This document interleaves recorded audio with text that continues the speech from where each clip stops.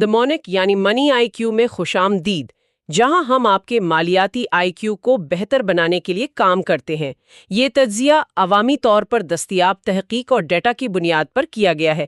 آج ہمارے پاس ایک بہت ہی دلچسپ کمپنی ہے، اسٹائلرز انٹرنیشنل لمیٹڈ۔ جی، پاکستان کے ٹیکسٹائل سیکٹر سے، اور اس کی کہانی میں بڑے دلچسپ اتار چڑھاؤ ہیں۔ بالکل، ہمارے پاس اس کی مالیاتی کارکردگی پر ایک تفصیلی رپورٹ ہے اور ہم آج اسی کا گہرائی سے جائزہ لیں گے۔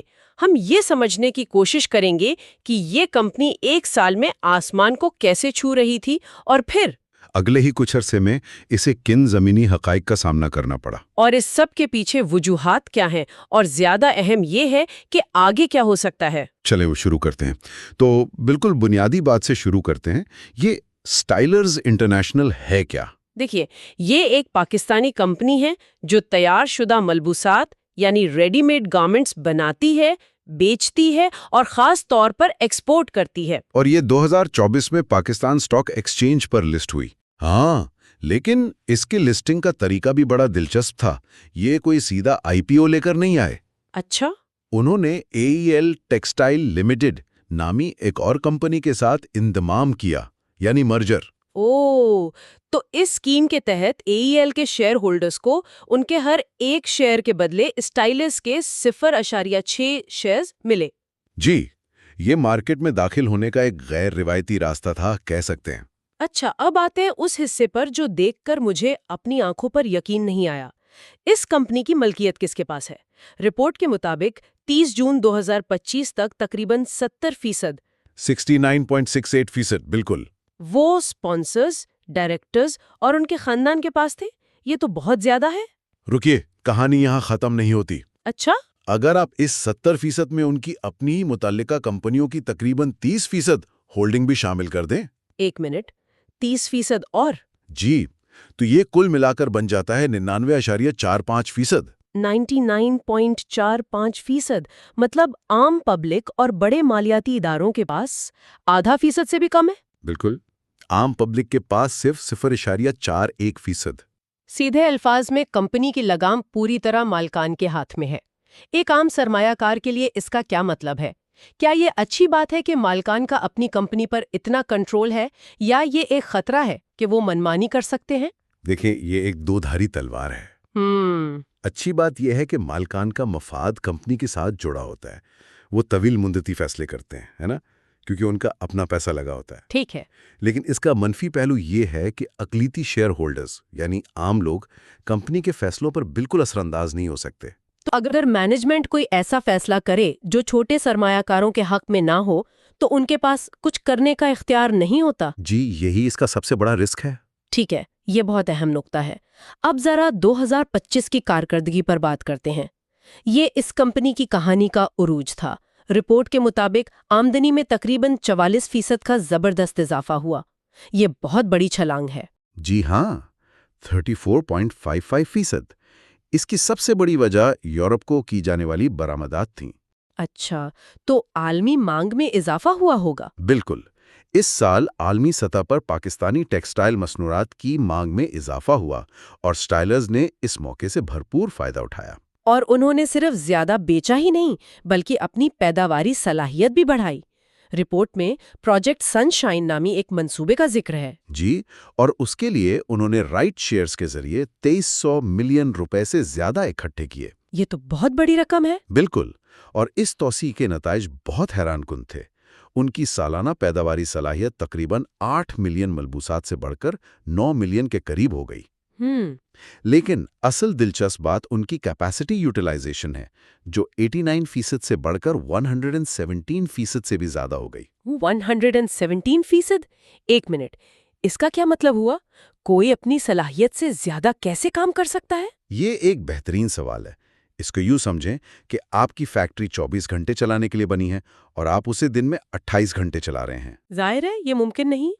تو اس کا مطلب یہ ہے کہ انہوں نے اپنی پیداواری صلاحیت کا تخمینہ کم لگایا تھا، اور وہ اپنی مشینوں اور ملازمین سے اضافی شفٹوں اور بہتر کارکردگی کے ذریعے توقع سے کہیں زیادہ کام لے رہے تھے۔ تو اس سے یہ ظاہر ہوتا ہے کہ ڈیمانڈ کتنی زیادہ تھی۔ جی، لیکن یہ بھی ایک سوال اٹھاتا ہے کہ کیا یہ طویل مدت میں پائیدار ہے؟ یہ تو واقعی متاثر کرنے ہے، لیکن ہر کہانی کا ایک دوسرا رخ بھی ہوتا ہے۔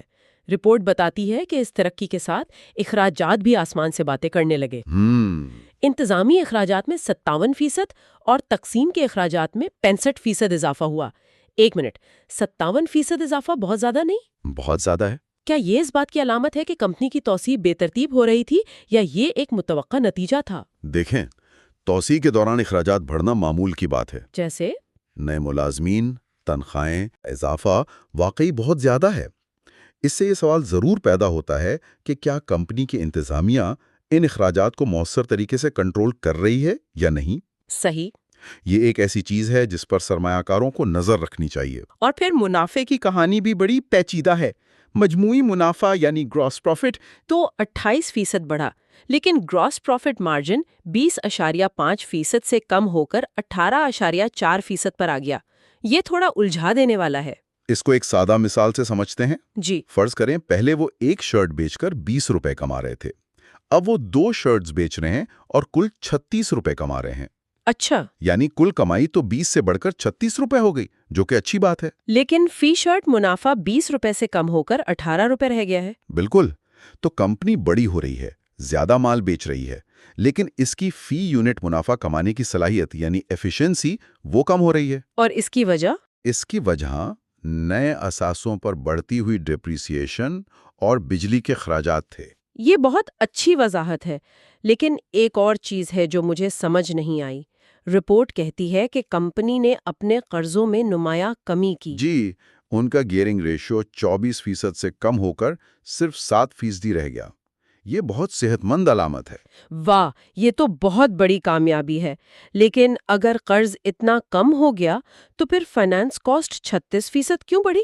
یہ بات کچھ ہضم نہیں ہوئی۔ آپ نے بالکل صحیح جگہ انگلی رکھی ہے۔ عام طور پر تو قرض کم ہونے سے فائنانس کاسٹ بھی کم ہونی چاہیے۔ تو یہاں ایسا کیوں نہیں ہوا؟ اس کی وجہ رپورٹ میں بینک چارجز کو بتایا گیا ہے۔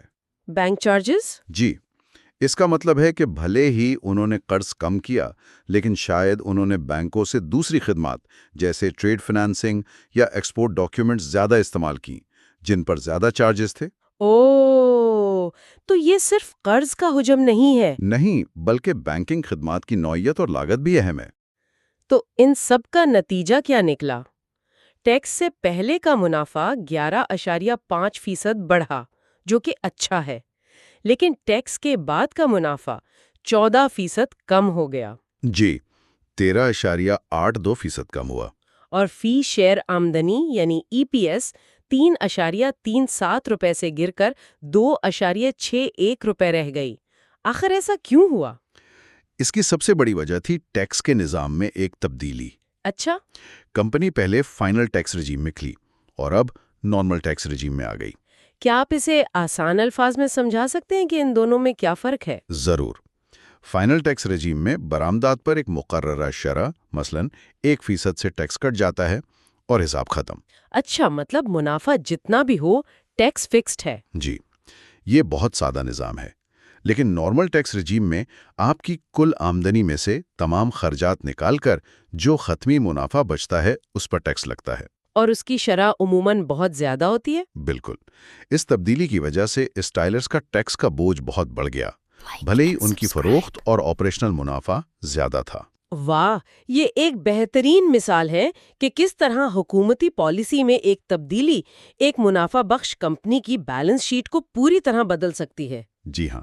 تو 2025 کی کہانی یہ تھی کہ آپریشنل طور پر کمپنی نے زبردست کارکردگی دکھائی، لیکن بڑھتے اخراجات اور ٹیکس کی تبدیلی نے خالص منافع کو کم کر دیا۔ بالکل صحیح۔ اب دیکھتے ہیں کہ کہانی کا اگلا باب یعنی مالی سال 2026 کی پہلی سہ ماہی کیسا رہا۔ یہاں تو تصویر بالکل ہی بدل گئی۔ فروخت میں 5% کی کمی آ گئی۔ جی، پچھلے سال کی زبردست ترقی کے بعد یہ ایک بڑا جھٹکا تھا۔ اس کی کیا وجہ تھی؟ رپورٹ کے مطابق اس کی وجوہات عالمی سطح پر جاری جغرافیائی تناؤ کی وجہ سے سپلائی چین میں پیدا ہونے والی رکاوٹیں اور ایک ناموافق پروڈکٹ مکس تھیں۔ تو یہ اس بات کو واضح کرتا ہے کہ ایک برآمدی کمپنی عالمی واقعات سے کس قدر براہ راست متاثر ہوتی ہے۔ जी बिल्कुल। यूरोप में अगर माशी सुस्ती आएगी तो उसका असर सीधा पाकिस्तान में बैठी स्टाइलिश जैसी कंपनी पर पड़ेगा। और मुनाफे के मार्जिन पर दबाव इस सहमाई में भी जारी रहा। हाँ, इस बार वजूहात में डिप्रिसिएशन के साथ साथ हुकूमत की तरफ से कम उजरत में इजाफा भी शामिल था। अच्छा। और अखराजात में भी एक दिलचस्प रुझान देखने को मिला। इंतजामी अखराजात तो बढ़े, लेकिन तकसीम के अखराजात में 44% की बड़ी कमी आई। इसकी वजह सादा थी।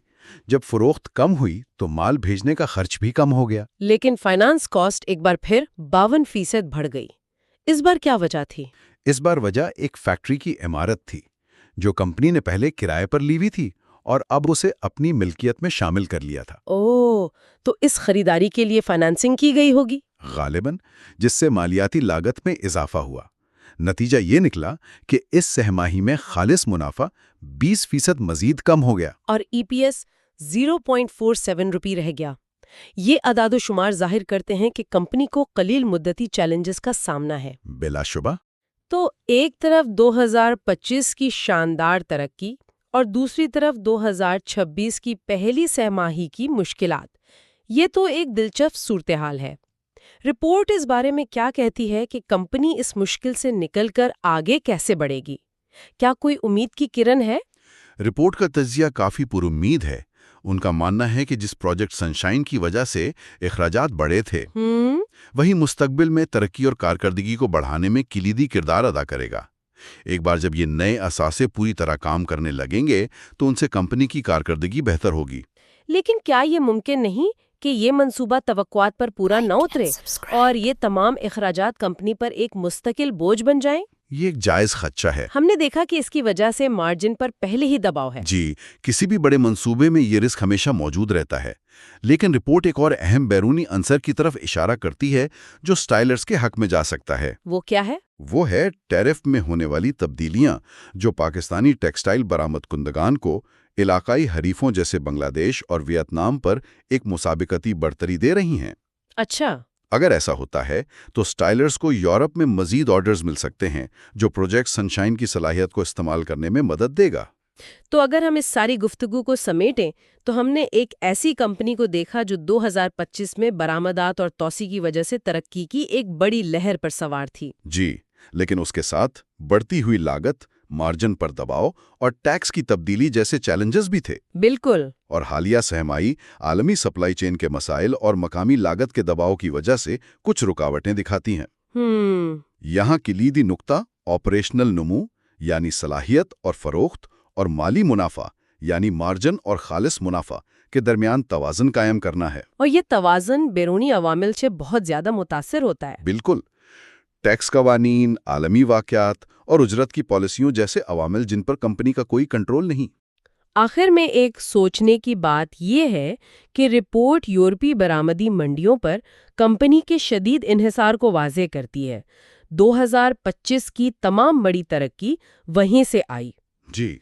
तो गौर तलब सवाल ये है कि कंपनी का मुस्तकबिल उस एक खित्ते की माशी सेहत और सार्फिन की तलब से किस हद तक वाबस्ता है। और इस पोजीशन में एक कंपनी अपने मार्केट के खतरे को मुतनव्वे बनाने यानी डाइवर्सिफाई करने के लिए क्या इक़दामात कर सकती है ताकि वो सिर्फ एक मार्केट के रहमो करम पर ना रहे। ये $1 मिलियन का सवाल